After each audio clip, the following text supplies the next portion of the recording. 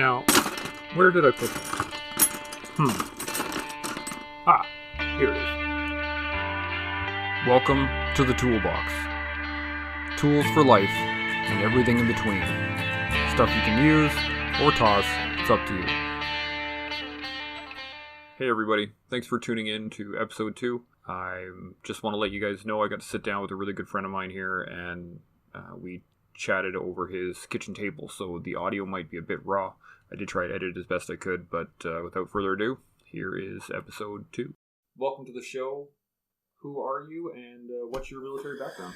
My name's Micheal Quinn. I'm an 18-year veteran of Canadian Armed Forces. Spent 9 years in the Green Army and spent 9 years at CANSOFCOM. And what did you do when you were...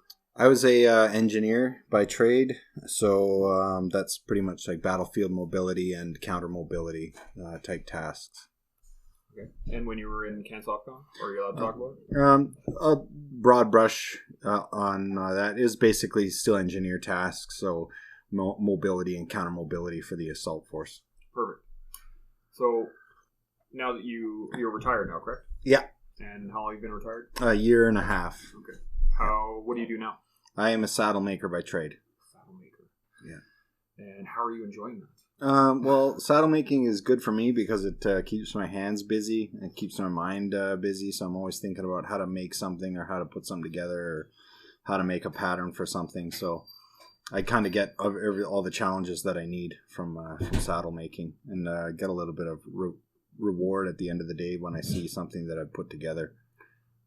Now, do you think your training and your experience within the military has helped you transition to that, or is it just something you've always wanted to do?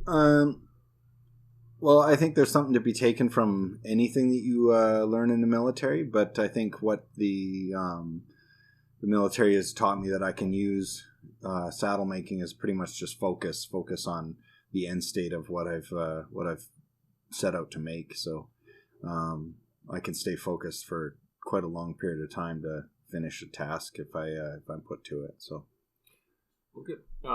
Any issues since you've been out? Anything you struggling with? Yeah, I struggle with chronic pain and depression. Those are kind of some of the side effects of a good military career, I think. And so I deal with that kind of on a daily basis, but I find that routine and just being operationally focused towards what I want to do at the end of the day, then it kind of motivates me to get up every morning, put my pants on, and get to work. So, yeah, last episode I was talking to Chris Williams. He's a Navy vet, right? And he was saying that the key to any sort of isolation or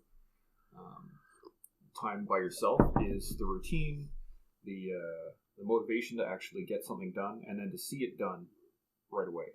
Mm-hmm. And I agree with him 100% on that, because if you don't actually see what you're accomplishing, then you get discouraged very easily, and it starts to wear at your willpower, wear at the discipline to keep this stuff going. Mm-hmm. Do you think the saddle making similar setup, like it helps you with the depression and stuff? Or? It does to a certain degree. I would say that the instant gratification that you're getting is not there. In order to get the gratification of something completed, you have to put the time in, and I'm a big proponent of doing the work, like putting the work in to see something and taking my time to make sure that it's done to my standard, because everything that I make has to be not perfect, but as close to perfect as I can physically make it. So having that instant gratification of seeing the fruits of my labors is not always there, but I know what it's going to look like in my mind, and so I kind of know what it's going to look like at the end of the day, and that's kind of what drives me towards finishing the project. That makes sense. But I mean, you're still, even with any type of craftsmanship, right? Like I do woodworking and construction and stuff like that, and even with that, you're still building along the way. Oh yeah, right? You're still seeing. When you make a belt and you get halfway through your punching, you're halfway through your punching. Like there's still a visible marker for you to actually manage That's right. expectations. Yeah, you're rolling down the track. You can see the light at the end of the tunnel once you start something, just because every piece that you put together, every bit that you build, kind of works towards that completion. So you are seeing the light at the end of the tunnel the minute you start. So, which is awesome. I mean, one of the things I love about working with my hands is the fact that you get that progression. Yeah, and it allows you to develop your expectations. I think is what the key is, because then you can actually see if you I don't really like the way this is coming out. Yeah. Switch, change it over, do something else. Yeah. You know, I put a wall up in my basement, and I was standing staring at it. I'm like, this isn't gonna work. No, and I ripped it right down. Yeah. And then I moved it like 2 inches to the left and did it again. Oh yeah. I was like, yeah, that's better. This is better. And it was just a thing on my eye. It didn't quite look right. Yeah. It's a little bit of military OCD there. Yeah. Especially for the engineer side of the house, because we're like, gotta have control over everything. It's gotta be right here. Yeah. I deal with my psychologist regularly about this. Control is such a big issue with me, with a lot of other engineers I know, because that was the whole job, right? You have to control the environment in order to do anything. Yeah, in order to create X. Yeah, exactly. So you got to build a bridge. Well, you have to control the area first, and then you have to control the ground so that you can actually build the bridge on it. You have to control. Hopefully, you can control the weather, or you can control the environment which you're building in. Yeah. Got to do demo. Well, you have to control the site. You have to control the scene. You got to control the demolitions themselves. You have to control the building. Blah blah blah. Like there's so many. Control of your environment is definitely a huge piece. Yeah. Yeah. And I found since I got out, control has been the epicenter of all the issues that I have faced. Yeah. Depression and post-traumatic stress and things of that nature. But anytime I start losing control over something, I start going downhill. Right. With therapy and experience and time, and as you said, putting the work in, I've been able to let go of that control and realize that it's not viable, to say the least. Yeah, it's definitely one of those unattainabilities, I think, that having control over everything is not, just not attainable. Like it's not a good thing to set out to finish or to have completed all the time, because you obviously can't control everything. So, what I've learned is that the key, you probably got this in your training in CANSOFCOM, was you can only control basically you. Everything out of that you have to react to in some way. You can mitigate threats. You can prepare for a mission. You can prepare for a situation, but you can never really truly control that environment or control that time. That's right, and you can just best use your time to make all sorts of preparations so that you can control as much of the environment as possible. Because obviously you can't control everything, but I think having contingencies and having planning and having rehearsals that kind of mitigate some of those hazards that are going to show up are definitely part of the control nexus, I guess. Yeah. So that you're actually whittling down the list of things that you can't control, and you can actually control quite a bit. So.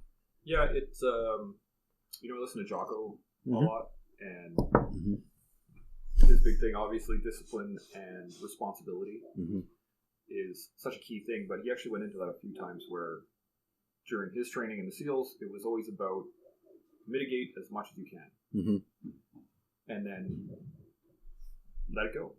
You can't stress about stuff that you can't deal with. That's right. So why worry? Yeah, that's right. And that's an excellent book that he put out there. Yes. I think it's called Extreme Ownership. Extreme Ownership was the first one. Yeah. He did a follow on that was The Dichotomy of Leadership. Right. Which is excellent as well. Oh yeah. Because the last chapter of Extreme Ownership was The Dichotomy of Leadership. Right. He basically took that and then expanded it into a book in and of itself. Okay. Using similar experiences for Ramadi and stuff like that. Yeah. Really, really great book. And then he did the field manual, Discipline Equals Freedom field manual. Right. Which is neat. It's actually a pretty solid field manual. Oh, okay. So I'm having an issue with this. Yeah. Oh, okay, that's what I need to do. Right. And then he put out another one, Leadership and Strategy Tactics, something like that. Oh, okay. Which I read, and it's like it's an amalgamation of all three. Right. Really, really good. Mm-hmm. I love his stuff, but it can get a bit extreme. I'm definitely not waking up at 4:30. I like to sleep until 7. That's not happening for me. Yeah. But do you think you have any issues? Not issues, but predilections for some of the training from Special Forces to your lifestyle now? Yeah. Well, I think a lot of the soft ethos can be used for daily living. You know what I mean? Like humility is a big one. Yeah. Just being able to accept that, like, listen, this is the way things are right now, and putting your ego aside, and just accepting the way that the cards that you've been handed. Because obviously in Civiland, things are not as institutionalized as the military, so there's a lot more of red herrings that kind of pop up. Even little things like, what am I going to wear today? For some people it's quite a hurdle to get over. Yeah.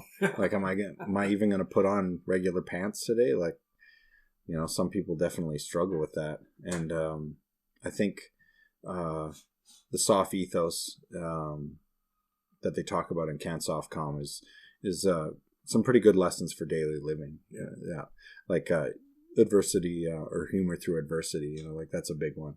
Yeah, I think that's pretty much in every military, though. Yeah, regardless. Yeah, exactly. And laugh about some darts. That's right, and because that's the only way to get through it, right? Yeah. But I think the fact that in the soft ethos they talk about that, and they actually make a note of it, like make a point of it, just kind of reminds everybody to kind of put your ego aside, kind of take a look at the situation as a whole, try and find the humor in it, or try and find the positive in any situation, because every situation you're going to be in is not going to be the greatest. Right? Absolutely. Yeah. I found out about this whole COVID issue that we're going through right now, and I've said it a few times on Facebook, and even on the last episode, where this period of time, it shows us what we're made of, how we're handling stress. Mm-hmm.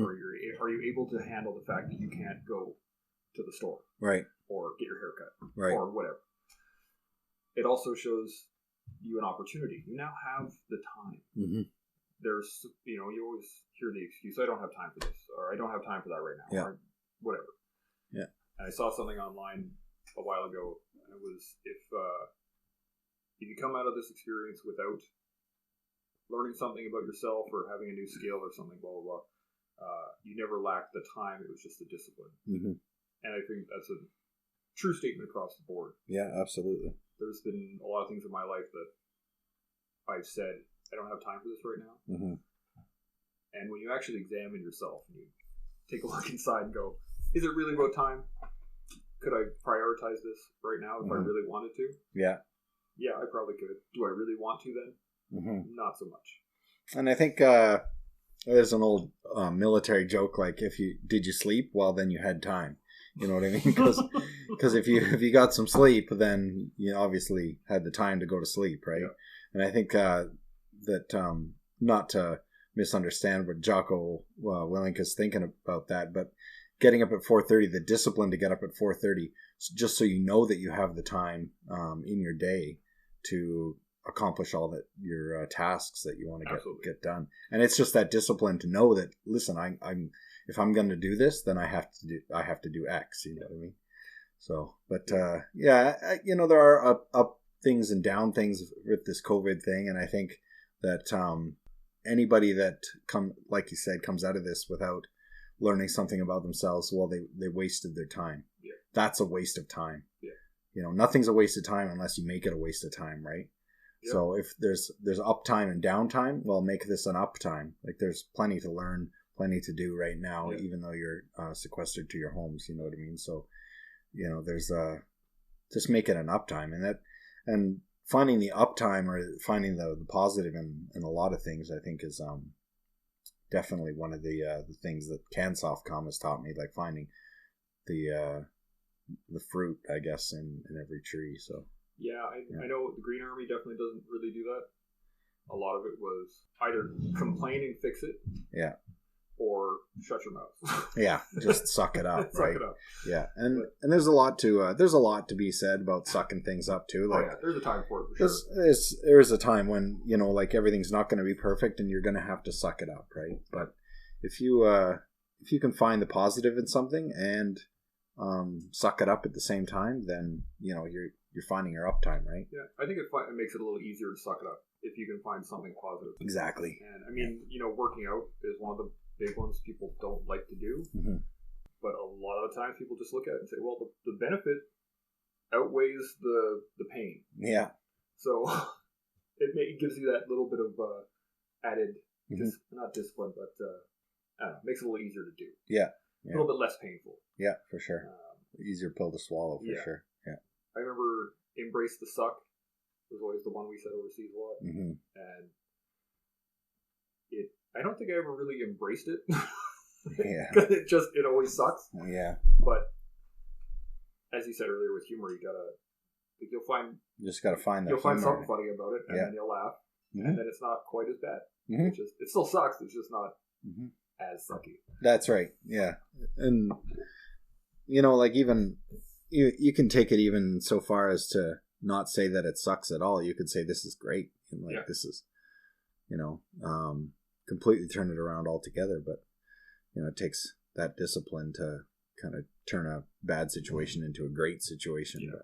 And it takes practice. It's not something you can just do overnight, but make a conscious decision to make the best of bad situations, I think, is it takes the discipline. I saw a comic a long time ago, and I'm not going to do it justice by describing it, but one panel of it had the army sitting in a hole in the rain, and he just said, "This sucks." There's some random infantryman, and then next to it was the Rangers, and he was sitting there rolling through a lake with his rifle over his head, and he's like, "I like the way this sucks." Mm-hmm. And then the third panel was the Special Forces guys who's eating a snake going, "I wish it would suck more." And then there was an Air Force guy in the last panel, and he's like, "The cable's out, this sucks." But, yeah, everybody's definition of what sucks is different, right? Totally different, yeah. But I think it goes to show that mindset, right? What do you think sucks? Yeah. And then could you then just say, well, this doesn't quite suck as much as that, or this is going to suck, but I'm going to get something out of it, or whatever. I think one of the things that the military has taught me from going from military to civilian is or I shouldn't even say civilian, because once you're military, you're always ex-military, right? But from military to ex-military, I think it has been that kind of, I guess, the mentality of, I wish this would suck more, you know. That's kind of like a little bit of macho bullshit, if you ask me, because of course it sucks, right? Yeah. But I think it's all in how your mind processes how it sucks, as opposed to saying it sucks. You say, this is great. You know what I mean? Like just changing your mind about the whole thing. And I think, and I think that's where training, like hard, realistic training, comes in, because you're training your mind to deal with this level of suck, and you're resetting that level of suck. So what used to suck, the harder you train and the more realistic you train, kind of resets that level of suck. Yeah. So when it really does suck, you say, "Oh, no, training was way worse than this. Yeah. We got this. So this is not a problem." Yeah, there were a few times in Wainwright, which is pretty sad to say, that were harder than Afghanistan. Right. For sure. And that's good realistic training, hard realistic training. There was some stuff that was just BS, but I realized that after talking with a few other guys of higher ranks that were there with us, it was, I didn't realize at the time as a sapper, I didn't realize that training wasn't for me. Right. It was for the colonels, the captains, and all the infantry guys to see how the engineers worked and how we could intermingle. Yeah. I didn't realize that at the time. I was just like, this is BS. Mm-hmm. Right? And then I also, afterwards, when we were in Afghanistan, the one thing that struck me was there was a particular point in time, what was it? in Wainwright, we were doing a mine clearance. And I was like, why? What is the purpose of this? And it was just a piece of wood with a nail in it. Yeah. And it was just laid on the road, and we had to get in the dirt Yeah. and prod our way through it and take the time and do it as per, World War II anti-Russian doctrine, right? And I thought, this is just garbage. And then we got overseas, and then there'd be a random Russian anti-tank mine flat in the middle of the road. You're like, yeah, crap. Wait a second, this isn't right. Yeah. And you have to go through the doctrine because it's there, and then you would find something else. You'd find a wire, you'd find the daisy chain that's hooked up pressure to plate that was set ahead of the plate, and all this other stuff. And I remember I think I was in the country for, I think it was like 2 weeks, and the Americans called us up. Some Green Berets had ran into vehicles. They kept blowing them up, cross-loading, and right. And so it was our first real operation. We brought everybody. We had all the tanks, full company of infantry. The entire engineers were there, and we were rolling up the road. And we were checking out a culvert, there was a culvert there, and the tanks had already gone over it, and they had actually cut the wires with their track. So as they were driving over, they were like, "Oh crap, there's wires sticking out of the road." Yeah. So we got called. We started looking around, and I remember seeing a box of, like a 12-pack box of pop on the side of the road. Right. And I was like, "This is the middle of the desert, right?" Yeah. That does not look right. That's probably something. So I sent my master corporal over there. He took a look, and it opened it up, and it was a battery pack, and I was like, "Oh, okay, so that's got to go somewhere." Yeah. Started looking around and started seeing the little pieces of dirt that weren't quite the same color as the other pieces of dirt, and that followed a path to the pressure plate. Right. And then so we managed to figure it out, but it was actually the training from Wainwright of just, here, this is obvious. Is there something else there? Yeah. That allowed me to see that. Yeah, that's good. But it was also, I was able to stay calm under a great deal of stress, because you're dealing with obviously someone trying to kill you and your friends and all the people with you. But there was no stress involved in that until afterwards. Right. I think that's where, as you're saying, that the realistic, hard training gets you to a point where you're just like, oh, there's a battery pack. Oh, there's some wires. Oh, look at that. There's a pressure plate. Yeah. Okay, cool. Let's move on. Yeah. The tracks in your mind are already laid, so for that train to roll down those tracks again is not a giant leap. Like it's an easy place to go back to. It resets that suck line. So now, do you think there's a point where it's too much? Like, do you think you could train to a point where you're going to get skill fade, for lack of a better term? I think that you can train to a point of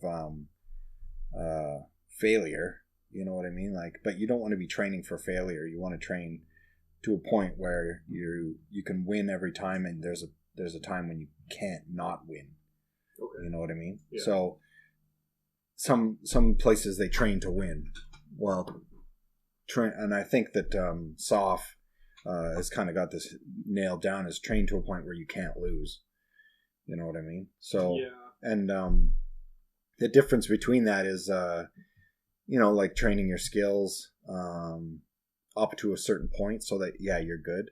But I think training to a point where you are the very best, like the edge is as sharp as it can get, and so that you can't not win is the way that you want to train. And I think after that, if you start making small mistakes and whatnot, maybe it's time to stop, take a little bit of reflection, and just kind of figure out what's going on. If you've overtrained, and there is such a thing as overtraining, but if you're overtraining, I think that you'll quickly come to find that a little bit of like AAR points and whatnot will quickly set you back on the track. But I like the way you put that. training to win versus training to not lose. I really like that because till you can't lose. You can't lose, Yeah. yes. Because when we were training, it always bothered me when we were training people to win. Yeah. And it was so far to that, so far past the line that you weren't letting people make mistakes. So there was an incident in Wainwright where we were training where a vehicle rolled into a minefield. The DS hit him with the God gun. Boom, you're blown up. This vehicle's out. Called it up. Everyone started working. We started clearing into them. Another vehicle randomly just rolls over the ridge right into the zone. Bang, they get blown up. Okay, extra work with engineers. Let's get to work. And then instead of letting us work 2 sites or call in reinforcements, they God gunned the tank initially and said, "Your guys are back alive. Everybody just drive away. We'll deal with these one guys." And it always bothered me that they would do stuff like that. I understand that there's timings and people stuff needs to be moved along, and it's a larger picture, but you're not allowing the real difficult situation, which is 2 vehicles in a minefield, and you only have 1 section to deal with it. That's a real life scenario, and they just skipped over it because they wanted us to win rather than train to a point where we can't lose. Right. Do you think there's like a definitive line between that, or is it just like based on? I think I think there's a definitive line, but I think a good commander should know what that line is for his troops. You know what I mean? If the commander's doing his job and he is in touch with, like he's got his ear to the ground, he's listening to his men, and the men are all staying motivated, staying focused on the task at hand, and he's training the failures out, then I think there's no reason why a commander shouldn't be able to kind of see that line in the sand. It's going to be different for everybody, right? Some people, you got half an hour of training time and then they're spent. Other people can train all day and then, they're still good to go the next day, right? Yeah. So, and then the type of training too, because exactly. Like there's some like pretty mentally taxing training that I think if the training is done correctly, then you should be training all facets of your mind and body. But there's definitely a line, I think, that where things just go sour and it's nobody's getting anything out of it. Maybe everybody's exhausted or too tired. Death by PowerPoint. Yeah, death by PowerPoint. You know what I mean? Like beating a dead horse. You can beat the horse, but like once it's dead, and you have to make a call at some point where you're like, this is as good as we're going to be. So like it's engineer training is challenging, and I remember I was assisting on infantry DP1 and doing the field portion, and I was the warrant in charge was like, "Could you build some mine lane?"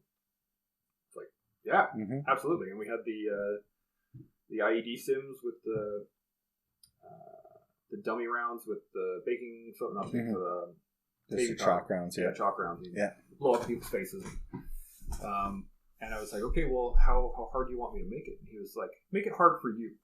And I was like, okay, are you sure? This is it's going to be a little rough. Yeah. And he was like, no, I want them to see how hard it's going to be. Yeah. And I was like, okay, cool. And I laid it out. I took a couple hours and laid out this long trip. I think it was about a 2-kilometer trek. Yeah. Through some woods, through an open area, through rocky terrain, through a bunch of different things. Yeah. And I laid the boots to them. Oh, yeah. I crushed them. Yeah. I was laying out a mortar out in front, so they'd be like, oh, I see a mortar, we should go around it. Yeah. And then they immediately get hit with a directional fragmentation charge. And then they get hit with something else on the way out. And I was killing guys who, the instructors who were working with them, I was killing them off. Yeah. As well as all the people. Right. To a point that the warrant was like, okay. We get it. This is hard. Let's tone it down a little bit. Yeah. But that was what he asked me to give them. Yeah. So I gave it to them. And I really showed a lot of the recruits there were amazed that the instructors who are 2-3 time veterans of Afghanistan who have been through it, have done it for years, were getting offed left, right, and center. Mm-hmm. And we had an AR point afterwards, and I was like, you need to understand that the people who want to kill you are going to do it in the most devious way possible. Yeah. Which is, I think, what we got from training as engineers. I was always told, if you're going to lay a trap for somebody, lay it for yourself. How would you beat yourself? Yeah. How would you beat someone as skilled as you, as knowledgeable as you? How would you do that? And we came up with some pretty devious stuff. Yeah. We can. Yeah. But that level of training, I probably crossed the line to too difficult. Maybe. Was allowing them to move forward. Yeah. I think, and maybe the commander should have been a little bit more clear about what the intent of the training was. You know what I mean? But if his intent was to illustrate how the worst day was going to go, I think then sure, training aim met, right? But if his training aim was to build confidence in his troops to be able to clear minefields or clear themselves out of a minefield, then perhaps he scared the crap out of them. But it just depends on what the training intent was of the commander, right? But I think the key thing that I took out of that was the point that I took afterwards was the fact that what I saw as hard was completely in left field, right, to what they saw as hard, right. And I realized afterwards that these guys are patrolling constantly. Yeah, these guys are exhausted. They're not thinking clearly. They're not thinking straight. So I may have been a little zealous in my applications, right. But I did teach them that even when you're that tired, you still got a job to do. Yeah. And they were able to focus up, and I was reviving people as we went. But it definitely has there's a lesson to be taken from everything, right? And that one always stuck with me. Of course, I love blowing people up too. That was the other part. That is fun, watching people fail miserably at something that you know how to do pretty well. But and again, it just depends on what the commander's intent was. But there's something to be learned from every massive failure, right?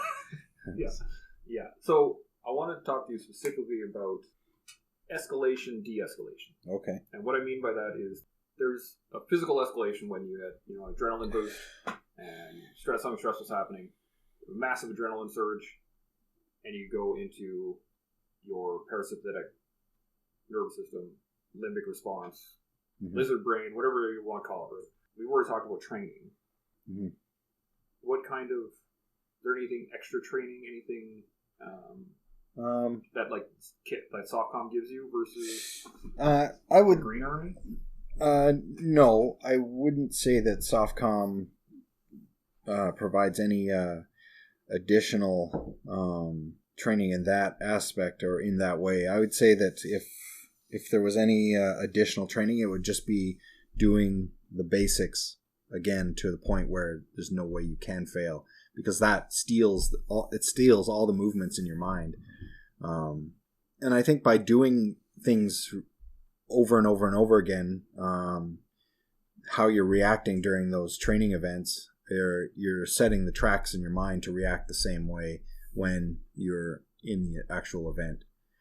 So by changing little things so that you're constantly having to think no event is the same, but you're still checking off all the contingencies that could possibly pop up, you're, like I said before, you're resetting the suck line. So like if your training event, all hell is breaking loose, well, you're resetting the suck line.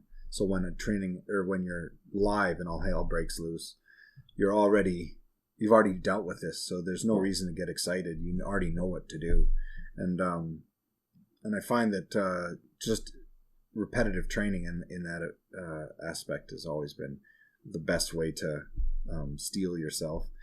Another thing I think thinking about, and that SOFCOM maybe talks about a little bit more than the Green Army, comes from a physical fitness and like mental fitness type of aspect, in that there's a lot more I think the culture, the soft culture calls for a little bit more fitness, a higher level of fitness. Absolutely. And a little bit more body awareness. So I'm gonna say body awareness in that, like, a lot of soldiers are into mindfulness. They're into like meditation. They're into knowing themselves. You know what I mean? And I think that having a strong grasp of who you are and what you're all about, like knowing yourself, is a big aspect to kind of remaining calm in troubled situations. You know what I mean? Yeah. You know, just getting used to,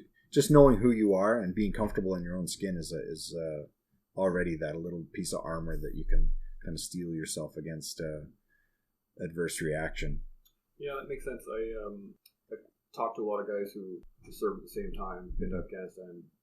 A lot of the issues that they have usually surround their, I can't say preparedness, but they didn't have an understanding of what they were going to be going through. Right. And I think that was the preliminary thing that kind of sparked me when I was getting prepped for overseas. I was mentally preparing myself because I knew some of the stuff that we were going to be seeing. Mm-hmm. And it was going to be very difficult. Mm-hmm. So I never really had much of an issue when it came to some of the crappier parts of the job, like cleanup or battle damage assessments, or where you were dealing with parts of people. That really bothered me.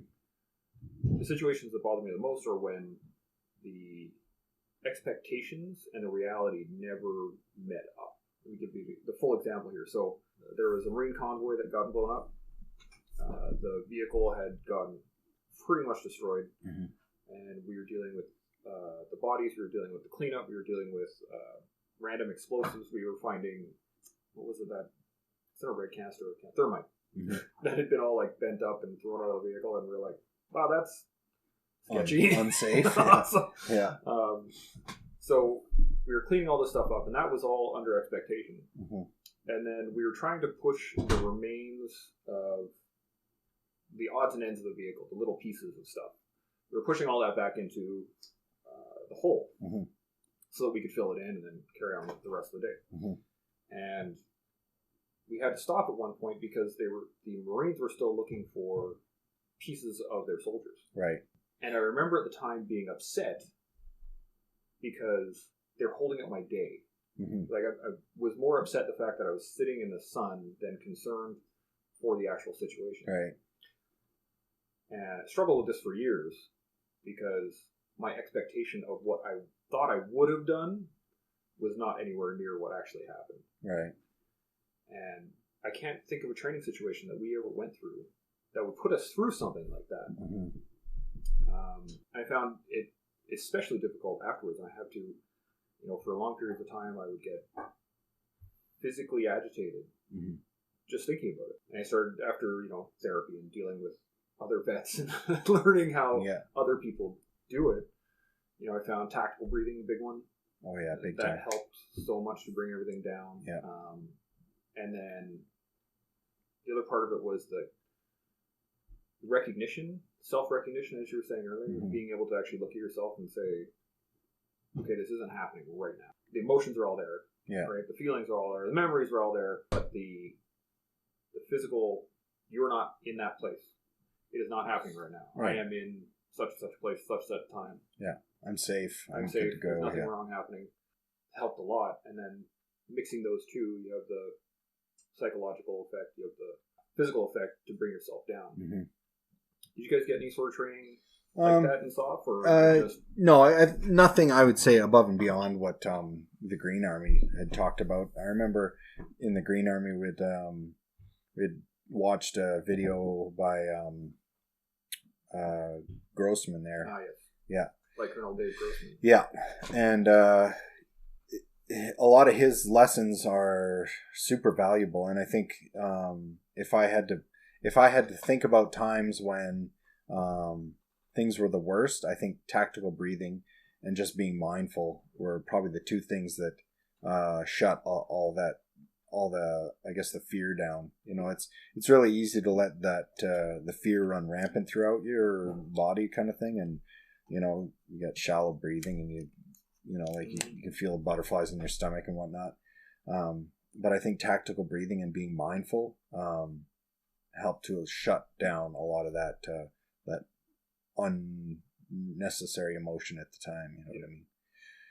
So, but I wouldn't say that SOFCOM gives anything bigger, different, or better than what the Green Army. I think maybe just the awareness of it, and maybe the amount of times, like you may watch that Colonel Dave Grossman video more than once a year, as opposed to once in your career. So it's all these things, all these little things, all these little tricks.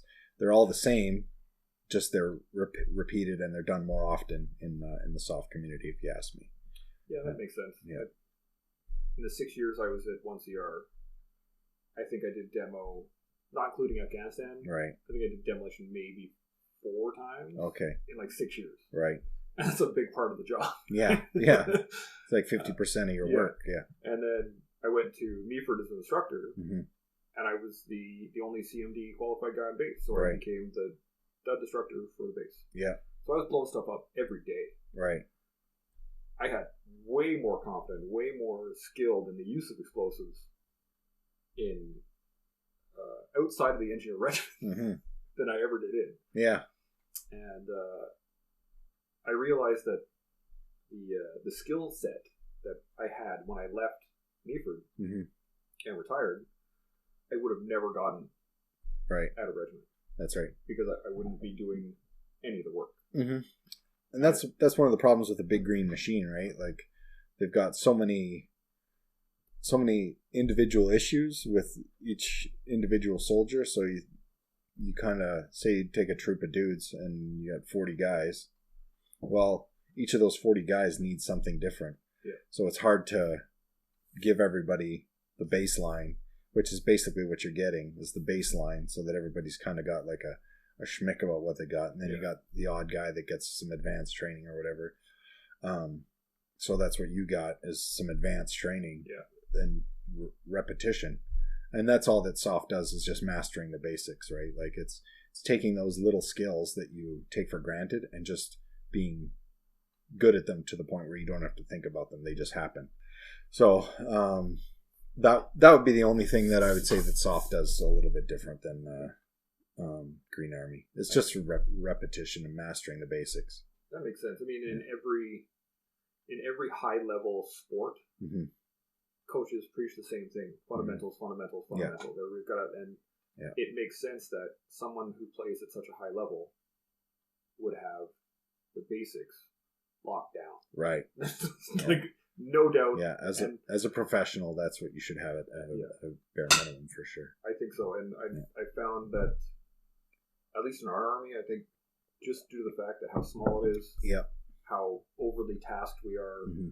and short we are in personnel and skill sets and qualifications, we really lack in that aspect. We don't have the time or the, can't even say will, but like the funding. Right, the budget to actually do this, because ideally, in my mind as an engineer, we should be going out to the field, mm-hmm. building a house, and then blowing it to smithereens. Mm-hmm. We never did that. Right. But right. That makes perfect sense. You got to live, move, and fight on the live, move, and fight on the battlefield. Mm-hmm. Live, move, and I can't remember the creed anymore. It's been too long. Anyway, the thing that I always drew from the military afterwards was the AAR. Mm-hmm. I think that's such a key point in any sort of, especially with agitation mm-hmm. or emotional reactions, mm-hmm. is how you deal with after that. Oh, big time. So I'd say big time. You get jacked up and you're pissed off, and I mean, yesterday I was pretty pissed off, mm-hmm. and it wasn't until this morning when I actually sat down and I wasn't feeling all those emotions, and I was like, okay, was what I did reasonable? No. I think I let my emotions get the better of me. Right. Okay, well, how do I change that from happening? Right. And then I can look at myself through a critical eye and say, what needs to be adjusted, good or bad? Mm-hmm. And one of the benefits I looked at was, hey, I was able to stay in the house all day. Mm-hmm. Like, I didn't need to segregate myself. I didn't need to be away from the boys and my wife and everything else. Yeah. I was still able to be in the house. Mm-hmm. I was in a crappy mood all day, but yeah. I was still there. 4 or 5 years ago, if I got that angry, yeah, you would not see me. Yeah. That'd be it. I'd be done. Mm-hmm. But I think you were saying it earlier is knowing that you did what was necessary at the time, mm-hmm.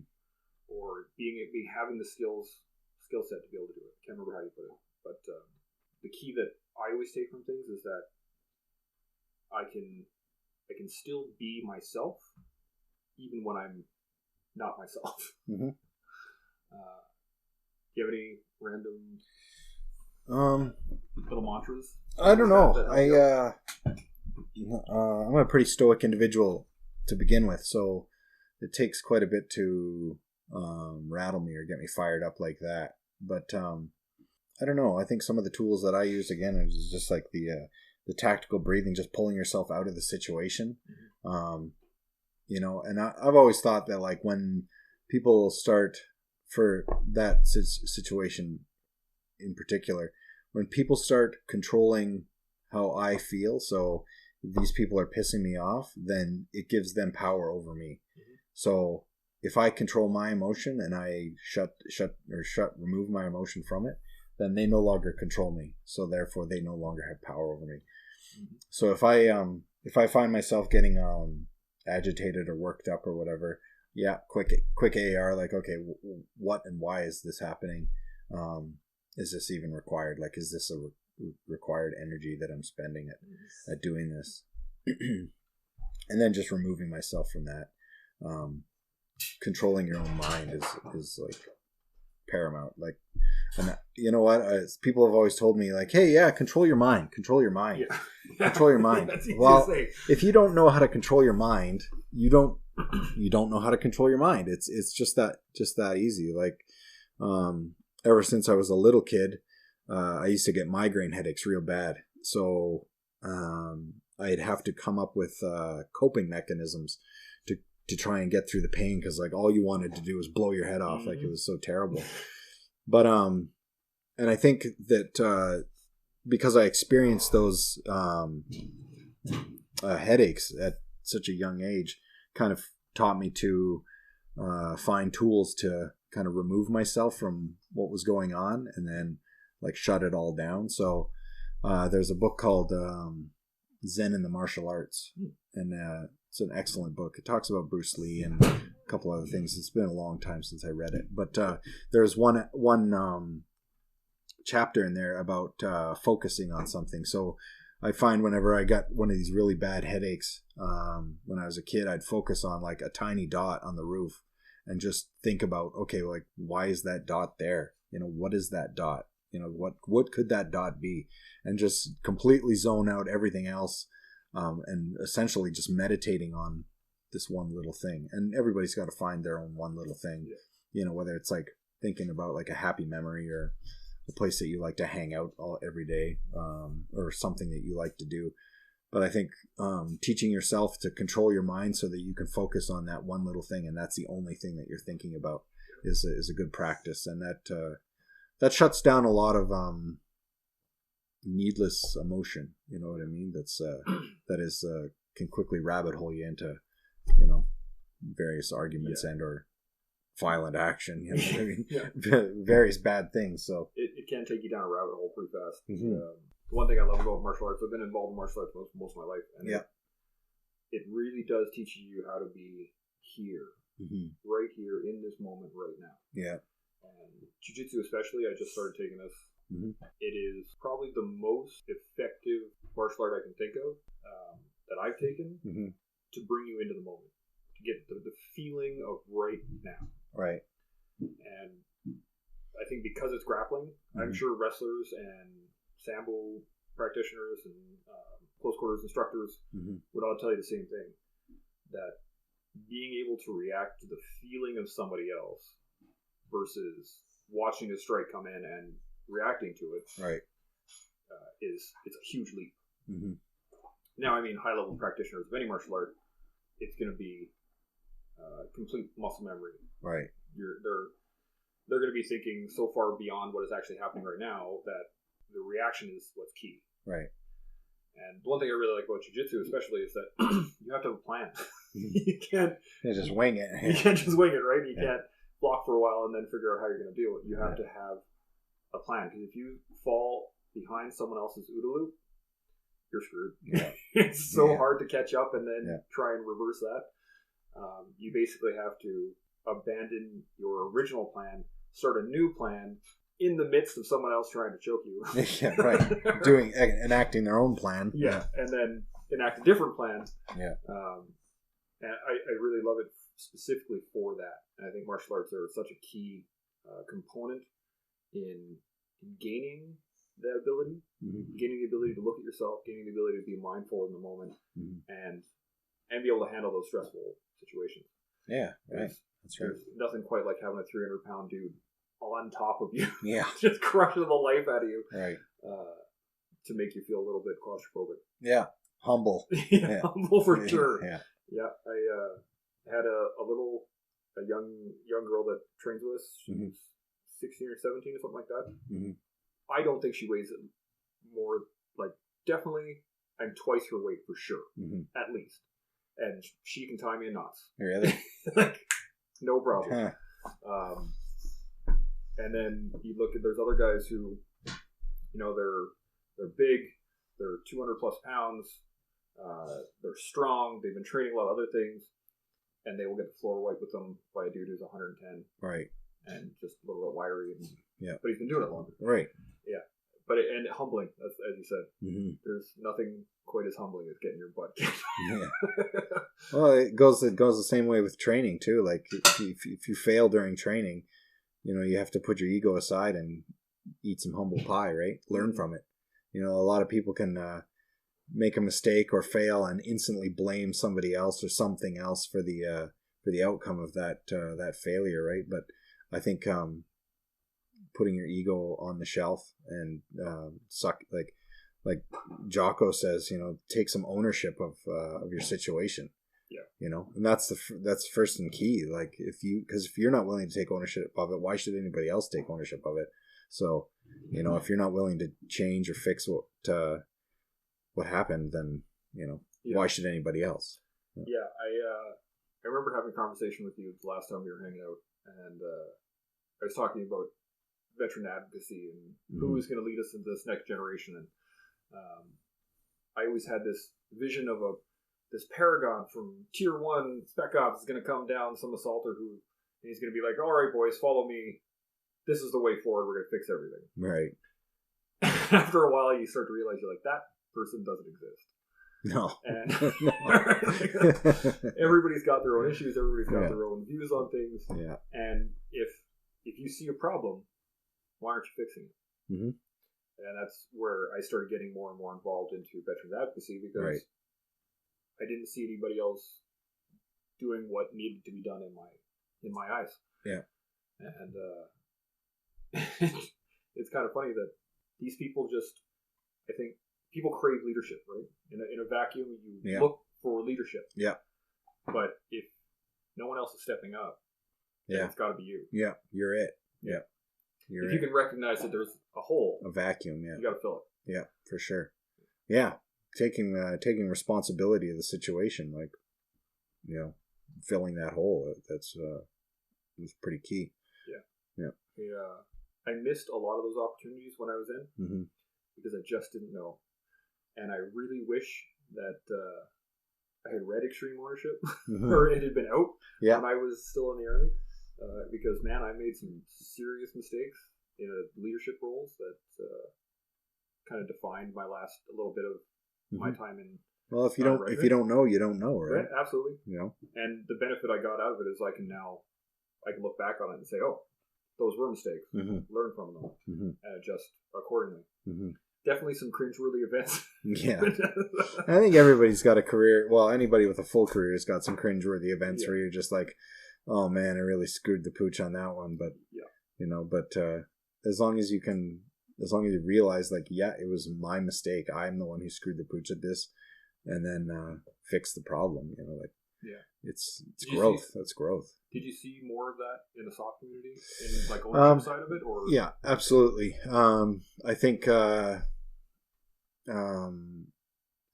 the AAR process for the soft community is down to a science. You know what I mean? Like every little thing is noticed, and little thing is brought up so that everybody can get better. Because what somebody does one time, somebody else might do another time. And again, the big difference between SOF and Green Army, not that's what this show is about, is the difference between the two, but is the people having the humility to say, yeah, that was my problem, that I did this, take ownership of what their actions were. Well, that's the tool, right? Yeah. That is the tool that people can use, is taking the ownership of the situation. I know from the AARs that we did in the Green Army, people were more scared about calling out other people. Yeah, and that's a failure in the AAR process. Absolutely. Yeah. And because no one's learning anything, no one's evolving in any way. They're just saying, yeah, it was good training. I didn't like the fact that so-and-so was here. Like, it just became a ridiculous lip service waste of time. Lip service to the event. Yeah. Absolutely. And once we got, once we got back from Afghanistan, you started realizing that those were life and death decisions, that it changed the whole aspect of it. Because I know the AARs after I got back from overseas were way better than the ones beforehand. Right. But again, I don't think we had the leadership in place that was really diving into the importance of ownership of everything in your world. And the AAR process is so huge in that. Oh yeah. In my mind. Yeah, big time. Yeah, if you're just glassing over the AAR process, then you're pretty much doing the whole event, the training event, disjustice. You know what I mean? Yeah. So. Yeah. Any? Do you have any final words, pieces of wisdom, things you can? No, but there's some books that have really helped me, and that Extreme Ownership book by Jocko is a really great book. But there's an author called Ryan Holiday. I don't know if we're supposed to plug people's work here or not. Whatever, I'm good, man. But Ryan Holiday's got two books called Ego is the Enemy and Obstacle is the Way, and those are two huge books. Those books really pare down and really, if you ask me, they're books about the soft ethos, and those books, like I said, they pare down each of the facets of the soft ethos and why it's important, how it'll affect you, how it affects others around you, and how to go forward with it in your daily life. Those two books are key. Yeah. I'll try to put them, like a little link to them. Yeah, sure. The big ones for me, I think, the Book of Five Rings. Oh yeah, is just Musashi. Phenomenal. That's good stuff, yeah. One of the tenets I pull out of that regularly is, if you know the way broadly, you see the way in all things. Right. And it's so true, because once you start diving into, one of the things that I dove into was leadership. I wanted to understand how leadership worked and why some people you would follow to hell and back, and other guys you wouldn't. Right. And as I started studying it, and as I started understanding the concept of leadership, man, I saw it in everything. Started seeing why this didn't work, why that didn't work, why this did work, how this guy is able to manipulate these guys, how these people are able to lead other people. Like, it's mind blowing. And On Combat, that was another one. I read that while we were in Afghanistan in 08. Right. And it helped me get through a lot of the understanding of the physiological effects of combat. And I remember actually reading it after one of the firefights we'd been in. It made me actually stop, put the book down, and look and go, wow, okay, that makes so much more sense. Yeah. Of course, that's why it happened. Yeah. And I think it was, somebody told me that an RPG went over my head at one point. I didn't even hear. I heard an explosion at some point during the firefight, and I was just like, somebody threw a grenade or whatever. And they're like, man, you didn't even flinch when that RPG went past you. And I'm like, what RPG? What RPG? But it was such a key book in being able to read that and go, oh, okay, it wasn't that I just didn't see it. like it did happen. Mm-hmm. Somebody else saw it, but it was not in my purview. I was focused on something else, so my brain was like, doesn't matter. Yeah, dismiss it. Yeah, and then you move on. So that one's especially I recommend it to pretty much everybody I talk to. Yeah, that's a great book. That is a great book. Other than that, I think we're good. Thank you again for being on here and no problem chatting with me. Yeah, good times. That concludes this episode of The Toolbox. I want to thank you for listening. I hope you were able to use some of the information that was offered. I want to thank all those putting it on the line for us every day. Military, veterans, first responders, and public servants. Keep up the good work. I look forward to bringing you more tools for your toolbox. And until next time, stay open, stay humble, and stay focused. Chimo.